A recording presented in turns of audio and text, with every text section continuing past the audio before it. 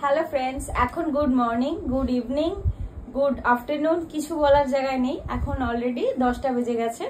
আমি সন্ধ্যাবেলা থেকে আজকে রেডি হয়ে বসে আছি। রুডির একটা কাজ ছিল, সেজন্য রুডি বেরিয়েছিল। বললো আমাকে তুই মেকআপ করতে থাক, তোর তো মেকআপ করতে অনেক সময় লাগে, ততক্ষণে আমি চলে আসব। কিন্তু সেটা আর হলো না। সে বেরোলো সন্ধ্যে 7টায়, ফিরলো রাত্রি 10টায়। কাজটা যদিও খুব ইম্পর্টেন্ট ছিল। তো যাই হোক, এখন মহারাজ গেছে ফ্রেশ হতে।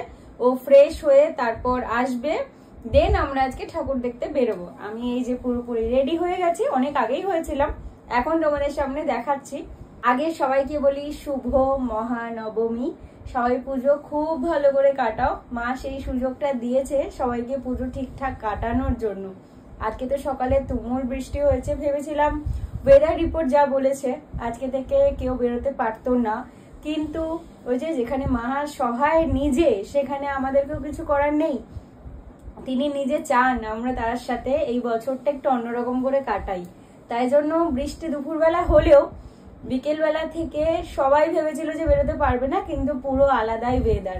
সব থেকে বড় কথা, যেই মানুষগুলো উপার্জন চলে এই মায়ের সবকিছুকে কেন্দ্র করে, মা তাদের কথা শুনবে না? এটা কখনো হয় বলতো?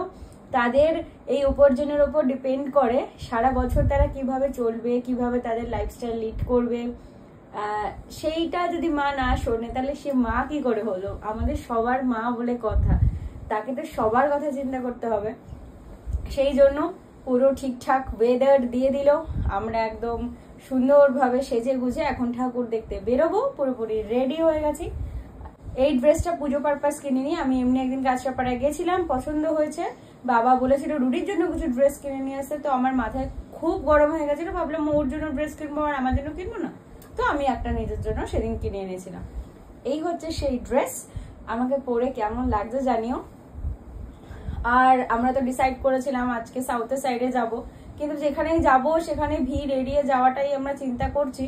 কিন্তু কোথাও কি ভিড় এড়িয়ে যাওয়াটা সম্ভব বলো তো? সেটা তো সম্ভব না। যাই হোক, আমরা গাড়িটা চার্জ দিয়েছি, এবার আমরা তো আবার যেখানে সেখানে যেতে পারবো না। আমাদের তো গাড়ি চার্জের উপর ডিপেন্ড করে, কতটা ব্যাটারি ক্যাপাসিটি আছে সেই উপর ডিপেন্ড করে যেতে হবে। অলরেডি রুডি অনেকটা আজকে ইউজ করে ফেলেছে, এখন চার্জে লাগিয়েছে, জানি না কতদূর কি হবে। তো আমাদের ইচ্ছা ছিল আমরা সাউথের সাইডে গিয়ে খাওয়া দাওয়া করবো, সেটা হবে বলে মনে হয় না। আমরা আশেপাশেতে গিয়ে খেয়ে দেন তারপরে ঠাকুর দেখার জন্য বেরোবো। হয়তো একটু লেট নাইট প্ল্যান আছে আজকে আমাদের।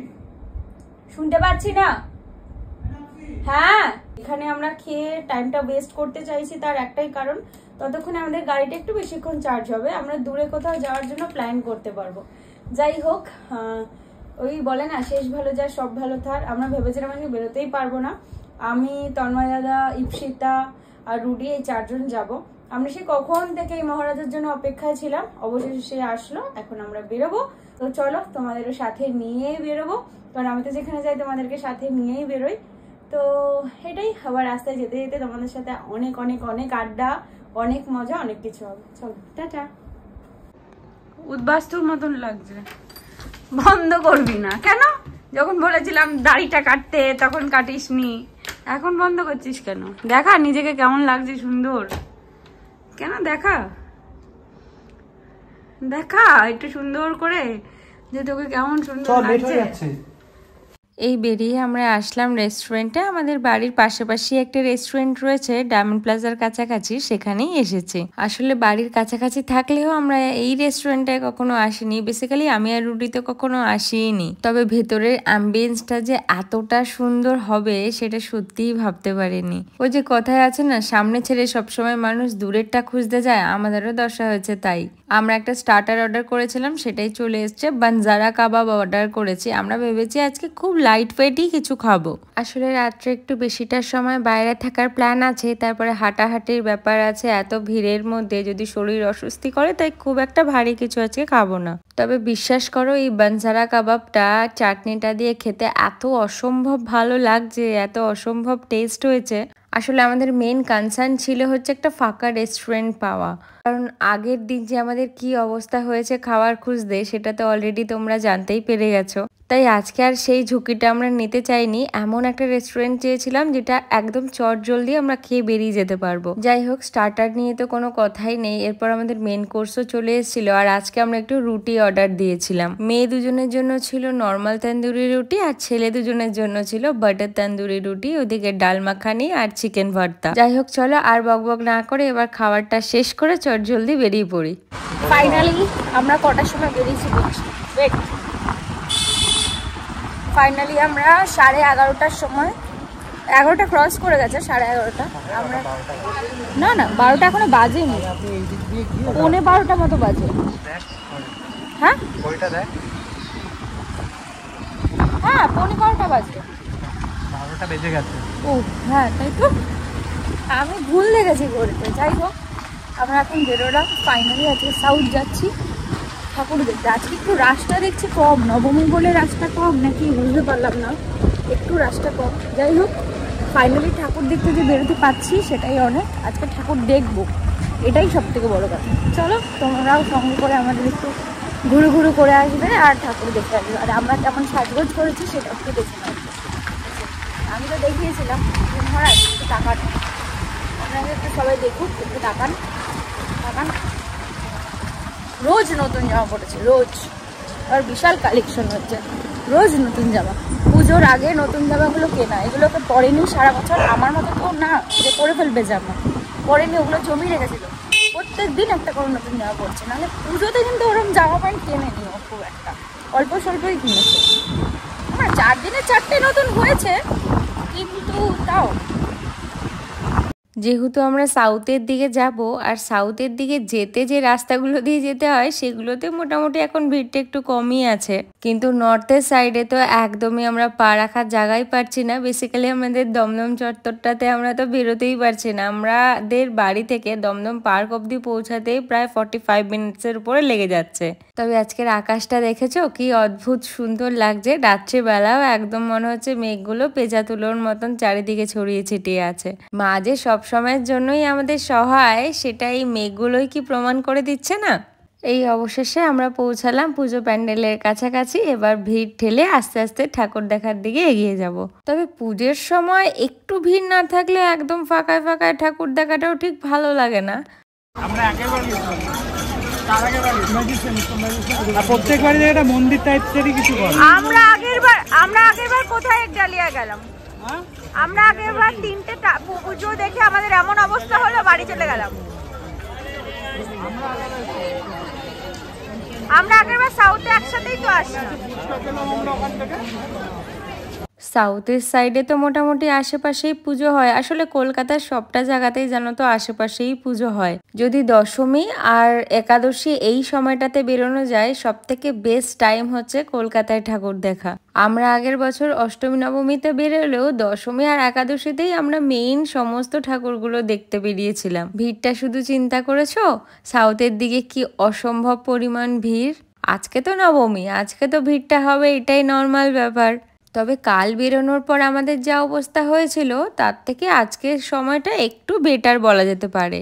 এই ভিড় ঠেলে ভেতরে ঢুকলাম। কলকাতায় প্রত্যেকটা পুজো কি অপূর্ব সুন্দর তার হাতের কাজ, তাই না? কেন বলো তো ভিড় হবে না? এত সুন্দর কারুকার্য, এত সুন্দর শিল্প ভাবনা সব যদি প্যান্ডেলের মধ্যে ফুটিয়ে তোলা যায়, তাহলে তা দেখতে তো মানুষজন দূর দূরান্ত থেকে আসবেই। আর তেমনই সুন্দর মায়ের এই মঙ্গলময়ী মায়াময়ী মুখটা। बोले क्या हम लोग सुने एसी में सब बैठ के वहाँ पे कंप्लेन गया हम लोग यहाँ। এই বেরোলাম অন্য একটা প্যান্ডেলের উদ্দেশ্যে। আজকে তো আমাদের মেন ইন্টেনশন ঠাকুর দেখা যাক কটা দেখতে পারি। কি অপূর্ব এক সুন্দর আলোর ঝলকানিতে চারিদিকটা অদ্ভুত ভাবে সেজে ওঠে, তাই না? এই কটা দিন পুরো কলকাতা শহরটা যেন একটা অদ্ভুত সাজে সেজে ওঠে, একটা অদ্ভুত তার রং তৈরি হয়। সাথে থাকে অগণিত মানুষের ভিড় আর তাদের আনন্দের চিৎকার আর হাহাকার। চিল করতে পারি, কেউ আমাদের কিছু বলার নেই। আমরা ভিআইপি।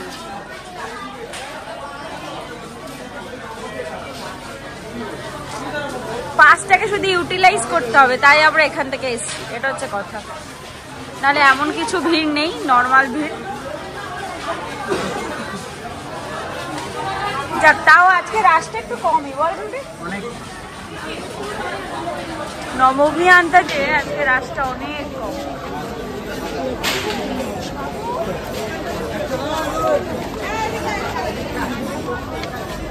কোন দিকে যাই বল, বাকিগুলো কোথায় গেল? তাই যাচ্ছে।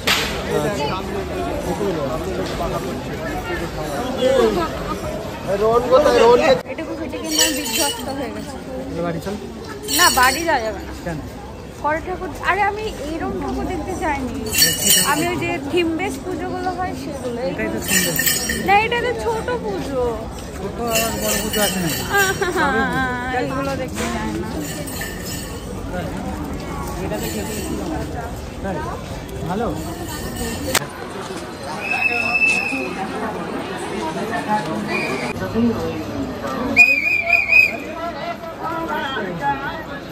ওরকম হলে সব বলে যাবে।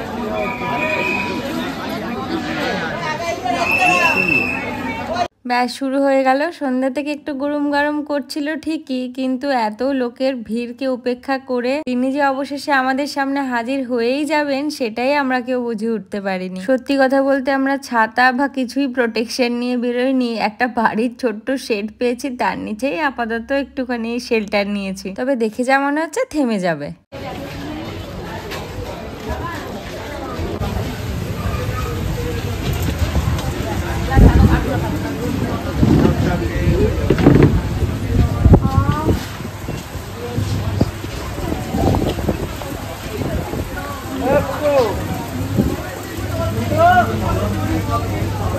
কোথায়?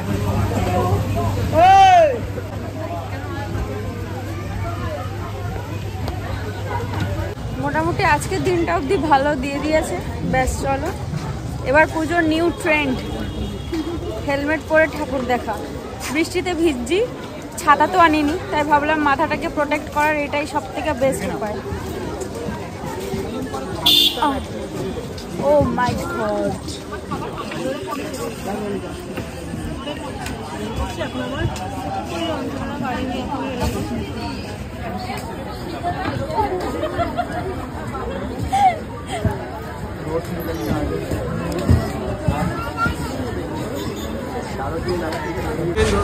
আমরা এখন ঢুকছি মোদি আলিতে।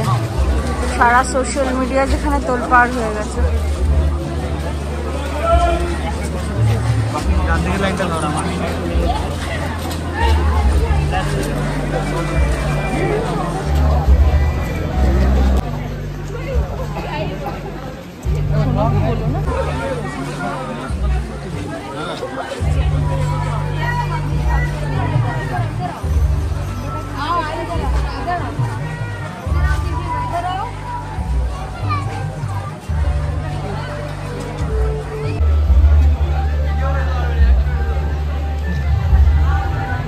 চলো আজকের মতন মোটামুটি ঠাকুর দেখা শেষ, মানে কোঠা আজকের মতন কমপ্লিট বলতে পারো। এবার বাড়ির দিকে একটু রওনা দিই। তবে এই কটা দিন বলতে পারো মা যে কটা দিন আমাদের সাথে থাকেন, আমাদের সবার মধ্যে যেন একটা আলাদা এনার্জি কাজ করে। অন্যান্য সময় সারাদিনের কাজকর্ম সেরে আবার সারা রাত জেগে এনার্জি নিয়ে কোনো কিছু করা, সেটা একদম দূরেরই ব্যাপার।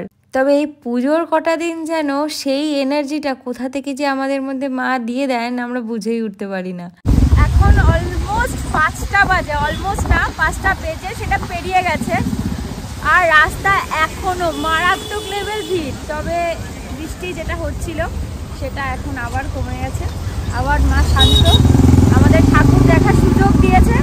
তেমন মারাত্মক ভিড়, আজকে নবমী বলে কথা, বলতে পারো নবমী প্রায় শেষ।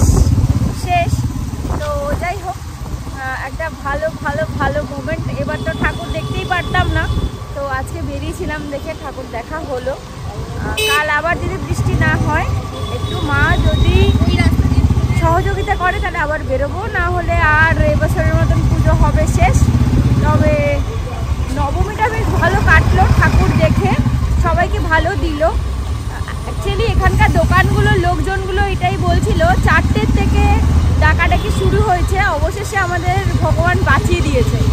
কথাটা শুনে আমার লাগলো না, মানে প্রত্যেকটা মানুষ হাফিক টেস্ট করে বসেছিল যেন বৃষ্টি না হয়। যাই হোক, এখন জ্যামে কি অবস্থা। हाँ? সিগন্যাল নাকি?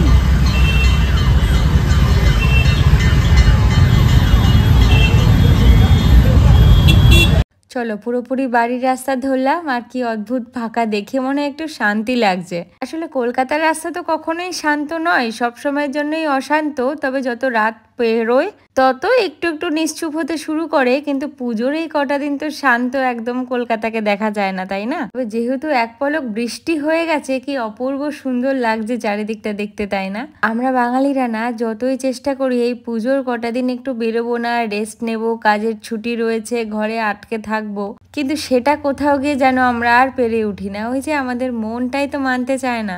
মা আমাদের কাছে এসেছে, তার জন্য এত আয়োজন, সবকিছুকে ছেড়ে ঘরবন্দি অবস্থায় বসে থাকা যায় বলো তো? যাই হোক, এই জায়গাটা দেখে হয়তো তোমরা চিনতে পারছো, আমি একদমই প্রথমে বুঝতে পারিনি, তারপরে হঠাৎ বুঝতে পারলাম যে এখানটা কার্নিভালের জন্য রেডি হয়েছে। বরণের পর এক প্রকার শোস্টপার সেজে মা নিরঞ্জনের পথে যাত্রা করবে। আমরা মায়ের আগমনকে এত আয়োজনে সাজিয়ে গুছিয়ে, তার সাথে সুন্দর সুন্দর কিছু মুহূর্ত কাটিয়ে তারপর তার বিদায় বেলাটা একটু আয়োজনের সাথে শেষ করব না? 1 বছরের জন্য আবার তিনি কৈলাসে পাড়ি দেবেন, তাকে কি করে আমরা কষ্টের সাথে বিদায় জানাতে পারি বলতো? এত আনন্দ আয়োজন সবটাই তো তাকে ঘিরেই, তাহলে তার বিদায়টা কেন আনন্দের হবে না? যাই হোক, চলো তবে আজকের মতো ভিডিওটা এখানেই শেষ করছি। একটা সুন্দর মুহূর্ত, সুন্দর দিন কাটালাম। সবাইকে শুভ নবমী আরও একবার। কাল আবার একটা নতুন ভিডিওতে তোমাদের সাথে দেখা হবে। ততক্ষণ তোমরা ভালো থেকো, সুস্থ থেকো, সাবধানে থেকো, আর পুরো ভিডিওটা ভালো লাগলে একটা লাইক করে দিও। ভিডিওটা দেখে কমেন্ট করে জানিও তোমাদের কেমন লাগলো, আর প্লিজ সাপোর্ট করে সাবস্ক্রাইব করে আমার পাশে থেকো।